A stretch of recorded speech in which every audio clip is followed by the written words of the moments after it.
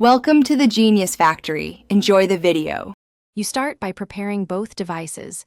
Get the Xbox 360 updated and signed into Xbox Live so features are available. On your phone, enable Wi-Fi and join the exact same network as the console. This is crucial for discovery.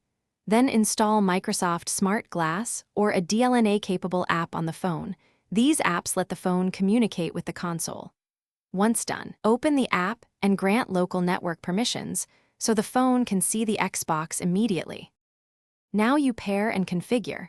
Open Smart Glass or your streaming app and choose to add or search for devices.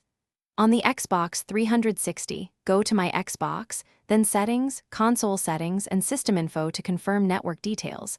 Make sure the console is discoverable. When the phone finds the Xbox, it will show a pairing prompt. Either type the numeric code the console displays or approve the connection directly on the TV.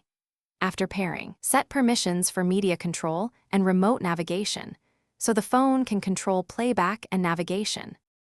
Finish by testing. Play a video or use the phone as a remote to navigate the dashboard to confirm full control.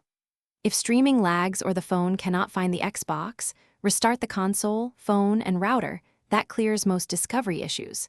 If problems persist, check the router for client isolation or guest network settings that block device-to-device traffic, and make sure both devices are on a 2.4 GHz or compatible band.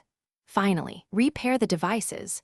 That often resolves lingering authorization errors. Thanks for watching. If you found this helpful, don't forget to like and subscribe.